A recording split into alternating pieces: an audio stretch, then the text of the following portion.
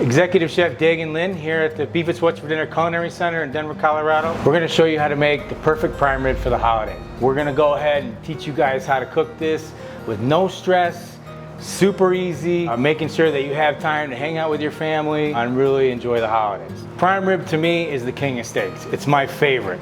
If you were to take this roast and slice it into sections here, that's often what you're seeing in a steakhouse that's usually grilled or pan fried. Our technique is going to be a straight roast. It's going to be 350 degrees until it's about 135 degrees, where it's going to carry up to 145, which is the perfect medium rare. This is super easy to do for your holidays and satisfy all your guest needs.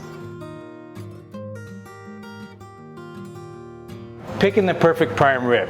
What we're looking for here is we're looking for a great marbling. These little white specks throughout the internal part of the meat here, that's our marbling. About each bone is gonna feed 2 people, or in my house, maybe 1. So there's a couple different kinds of ribs out there, right? We have a bone-in tied rib, which is this. This actually has the bone removed and tied back on. You're gonna find bone-in ribeyes, and then you're gonna find boneless ribeyes. All are great. Anything that has to do with the bone is gonna add a little bit more cooking time to it. Equipment needed to cook the perfect prime rib. Highly recommend a heavy-duty braising pan. I prefer a wire rack in there so it keeps the meat suspended. It allows those juices while it's cooking to drip down in the pan, which you can later use for a sauce. And this is a key component. These things are pretty affordable. This is an oven-safe thermometer. This is a lifesaver.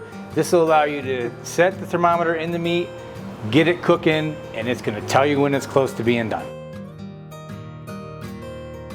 We're gonna start in with our holiday rib roast. We're gonna do a classic rib roast. This is right on beefitswhatsfordinner.com. The recipe calls out for a garlic black pepper seasoning. We're gonna start with a little bit of this. We have some fresh thyme. We're gonna add this nice fresh herbs in here. I prefer a little bit more black pepper in this rub, so we're gonna add a little bit more black pepper. I absolutely am infatuated with garlic, so we're gonna add a little bit more of that in there. This garlic herb rub needed a little bit more seasoning. So what we're gonna do is add a little bit more salt in there. And then we're just gonna mix this thoroughly.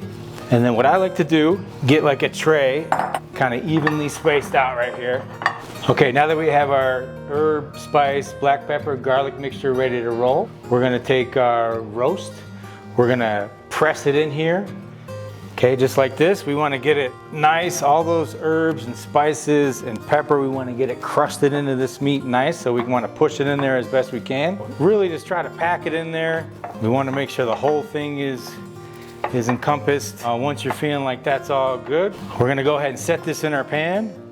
And then what I have here is an oven-safe thermometer. We're going to go ahead and set this to an internal temperature of 135. We're gonna stick this probe into the meatiest part of the roast. Make sure it's in there nice so it's in the center, and then we're ready to cook. I got my oven preheated at 350. For this size roast, which is about a 5 to 6 pounder, it's probably gonna take around 2 hours, give or take, but we have our thermometer that's gonna let us know that when it hits 135, it's ready to be pulled out, and we're gonna go ahead and rest that meat. It's gonna carry over for about 10 degrees or so it's gonna end up being a 145 temperature, perfect medium rare. Once it rests, you'll be ready to carve this and ready to go.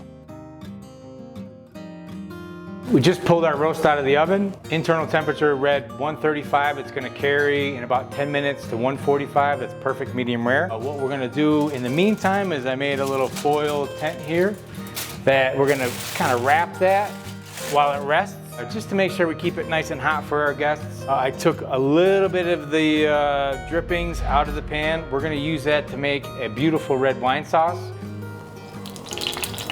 So we're gonna start with here. I got my nice hot pan.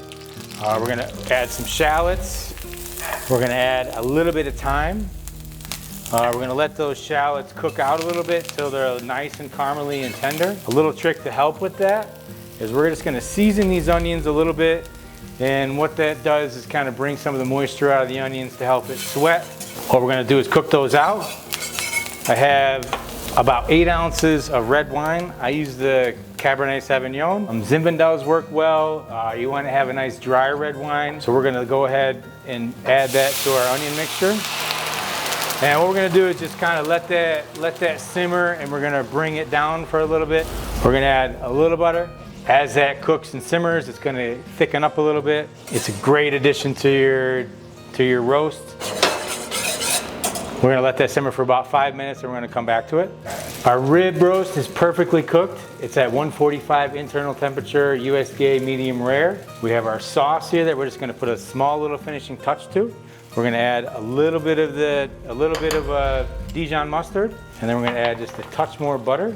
We're gonna whisk that up a little bit just to give it a little finishing touch. It's gonna be a great accompaniment to the roast. We're gonna go ahead and carve this thing. So we're gonna take out a thermometer, bring it over here. All right, now we're ready to plate. Our roast is ready to go. We have to take the string off here. I'm just gonna cut the strings off so we can kind of separate that from the rib. These come right off really easily. We wanna make sure we get the whole string. I'm gonna go ahead and separate these two pieces. Now I have a fork here. I try not to stab the meat with it too much. I just kind of wanna use this as leverage to kind of move the meat and get this rib separated from the actual roast. We're gonna go ahead, I'm gonna slice this fairly thin. You know your guest the best. I'm gonna go thin, so hopefully there's a little bit of leftovers. But if you look at that, that's nicely cooked. Look at the juices coming through. Beautiful. So we got a perfect cooked rib roast here. Boom. There's our beautiful rib roast. We have our classic rib roast for everything ready for your holidays. We have some roasted sweet potatoes. We have roasted mushrooms with some cipollini onions. We have some roasted broccoli. Gotta have the horseradish sauce. Made a little au jus.